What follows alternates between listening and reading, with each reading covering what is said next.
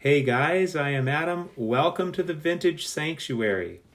This is a video response for Sammy at SFI Sports Cards.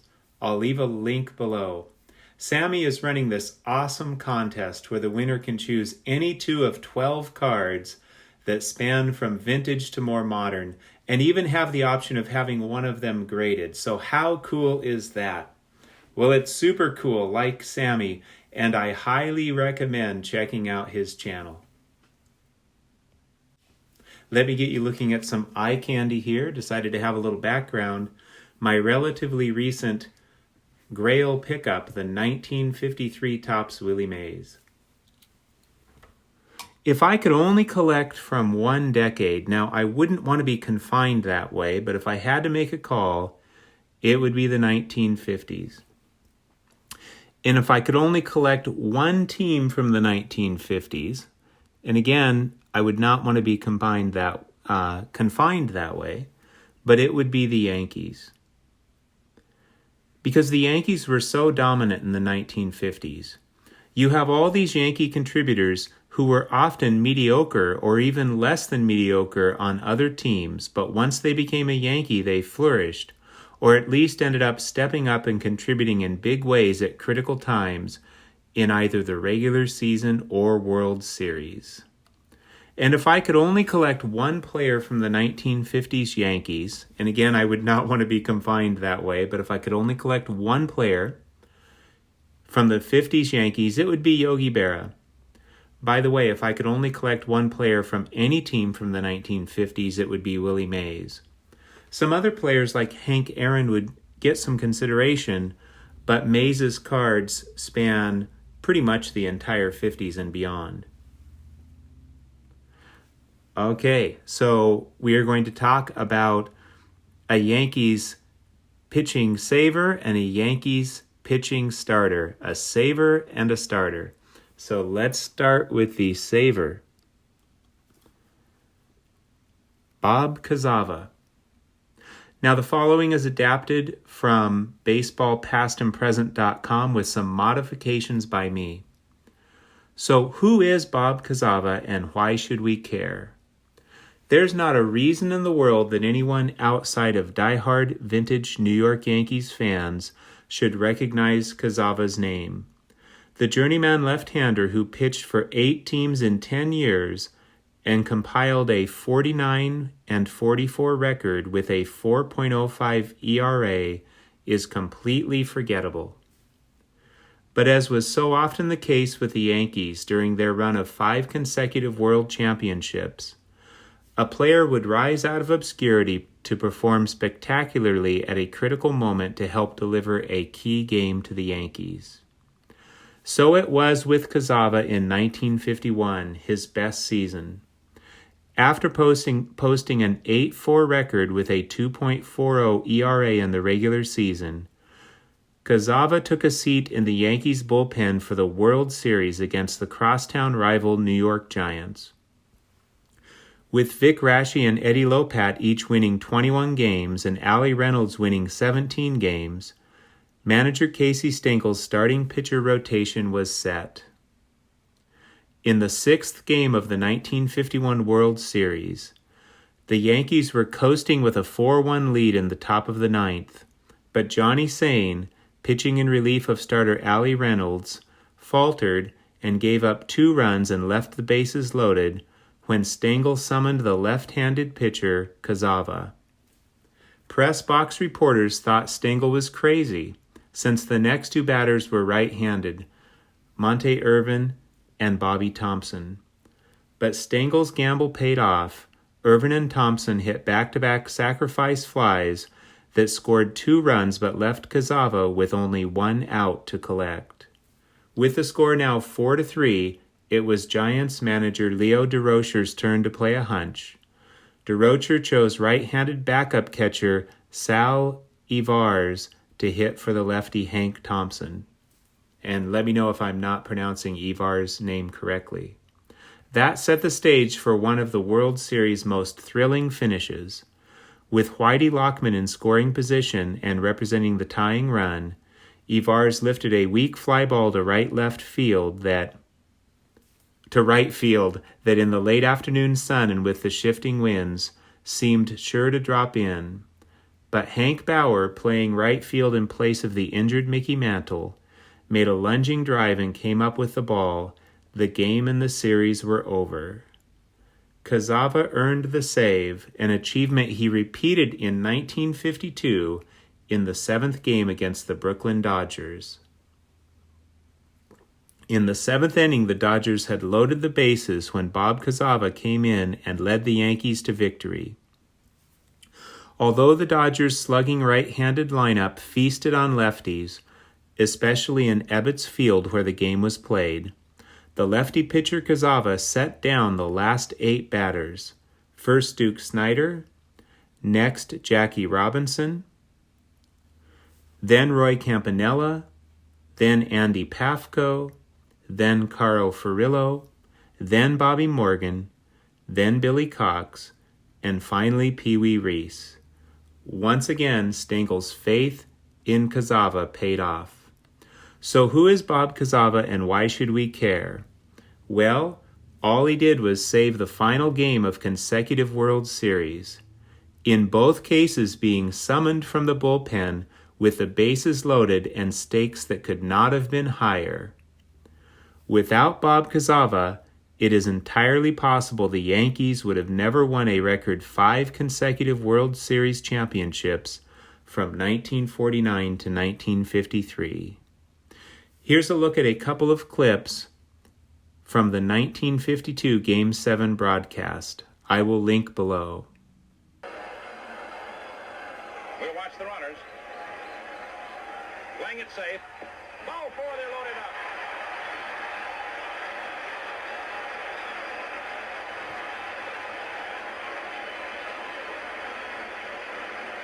And now to the dugout.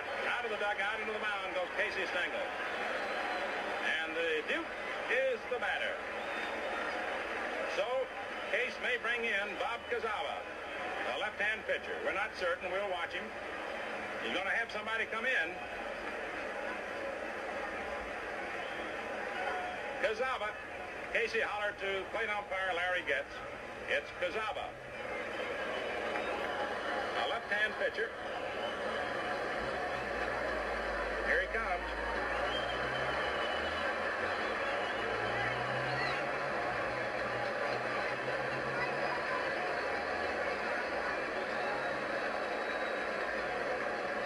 Stengel and Rashi await the arrival of Kuzava. Off to the right of home plate. The Duke with Jackie Robinson and the Dodger bat boy. And Jackie is talking to the Duke. Boy, here's your chance.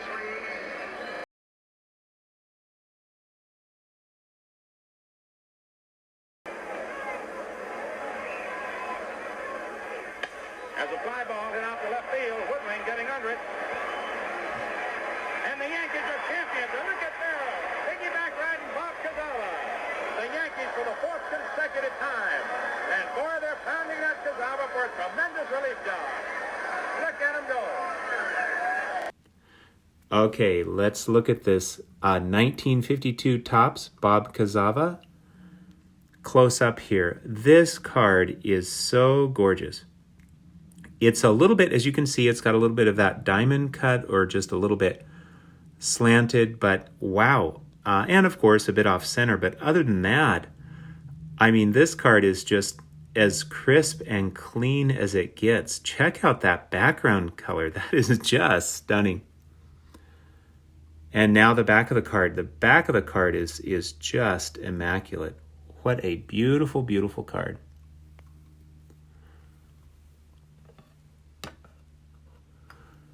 All right, and now on to my next Kuzava. This is the 1952 Bowman Bob Kuzava, and what gorgeous vintage art. I think the perspective here and Kuzava looking like he's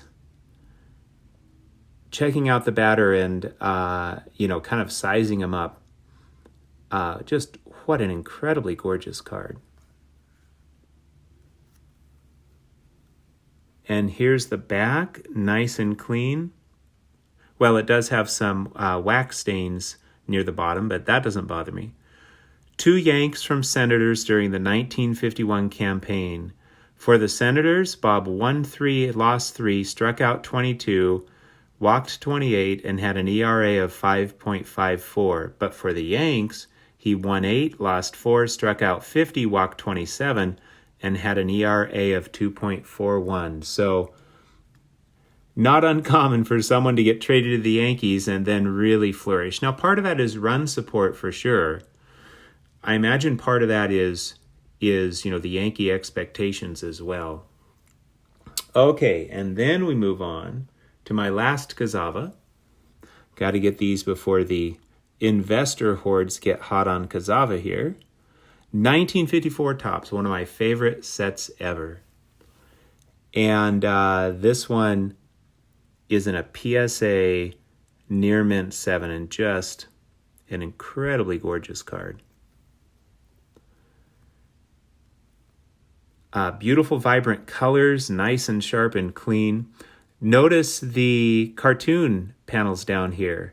Bob is known for his relief jobs in 2 World Series. In 51, he retired the Giants with bases loaded in the 9th inning. In 52, the Dodgers had loaded the bases in the 7th, but Bob came in and led the Yanks to victory. So that is it. I purchased all 3 of those Kuzava cards graded for under $100, which I think is pretty sweet. Okay, so we talked about the saver. Let's talk about the starter. The Yankee starter, Whitey Ford. Edward Charles Ford, nicknamed Whitey because of his light blonde hair. The following is from a baseballhall.org article. Before he became the Sultan of SWAT, Babe Ruth was considered one of baseball's best left-handed pitchers. Ruth's less heralded prowess as a hurler was a surprise to another Yankees Hall of Famer, pitcher Whitey Ford. I had thought he was a lousy pitcher who they made into a hitter, Ford told reporters in 1961. I looked at the baseball encyclopedia one day and was stunned at what I found out. In the days leading up to October 8, 1961, Whitey Ford was suddenly answering a lot of questions about Babe Ruth. That's because Ford was on the doorstep of breaking Ruth's record for pitching 29 2/3 consecutive scoreless innings in the World Series, a record the Babe had held for 43 years. Just like the Bambino was synonymous with home runs, Ford was known for winning big games. Nicknamed the chairman of the board for the way he controlled the game, Ford won 236 games, the most wins in Yankees history. When Ford retired from the game in 1967, he left as the standard bearer in many World Series pitching categories. To this day, Ford still holds records for most wins, most World Series wins, 10, most World Series innings pitched, 146, most World Series games started, 22, and most World Series strikeouts, 94. As a rookie in 1950, Whitey won 9 games for the Yankees and lost only 1. In Game 4 of the 1950 World Series, Ford showed his first flash of brilliance in high-pressure situations as he shut out the Philadelphia Phillies for the first 8 innings. The Yankees won the game 5-2 to complete their Fall Classic sweep. Yankees manager Casey Stengel was impressed with his rookie phenom after the 1950 season. "I never saw a kid with such good control at his age," Stengel marveled. "You don't find pitchers like him every day, and if you do, please let me know where they are." As the ace of the great Yankees dynasties of the 50s and 60s, Ford was the hurler that the Bronx Bombers could always turn to.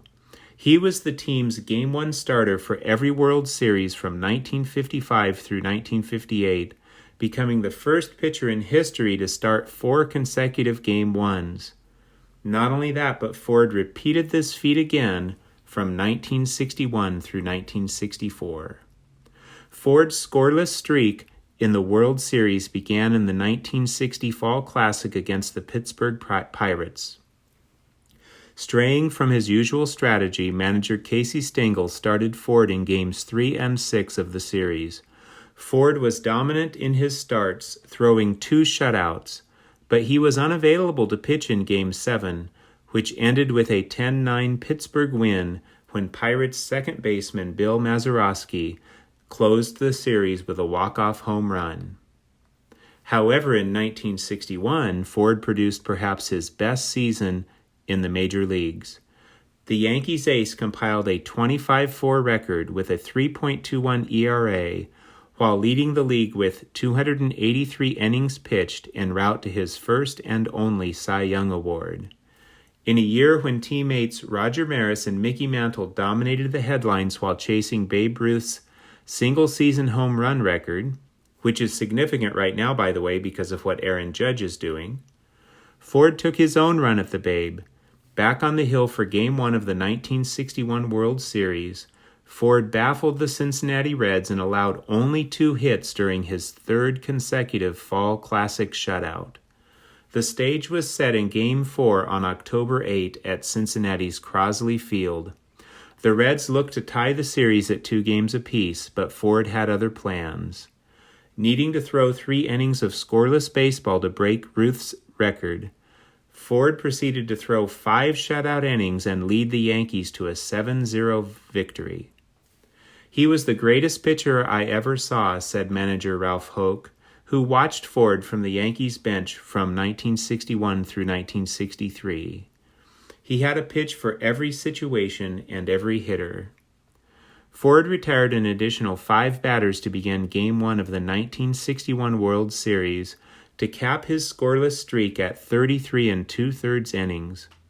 Ford's overall winning percentage of .690 stands as the best in baseball's modern era. He was an artist, said Hall of Famer Joe Torre. He was not overpowering, but he was still intimidating. I knew Sammy would appreciate the Joe Torre quote. From Whitey's Hall of Fame bio, and this is Mickey Mantle speaking, I don't care what the situation was, how high the stakes were. The bases could be loaded and the pennant riding on every pitch. It never bothered Whitey. He pitched his game, said Mickey Mantle, who along with Ford and Yogi Berra helped power Yankee Dynasty 3 that produced 14 American League pennants and 9 World Series titles from 1949 to 1964. Okay, now we're going to check out my One Whitey Ford card, which you are looking at. And by the way, I got this in the mail about a week before Whitey passed at age 91 on October 8, 2020. There are no wrinkles or surface issues that I can see on this card. It's a little off-centered at the top, which I really don't notice.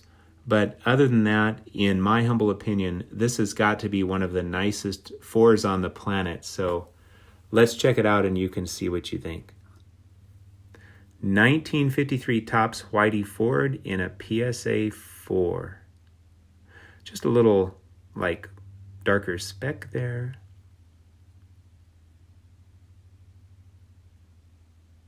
This card is just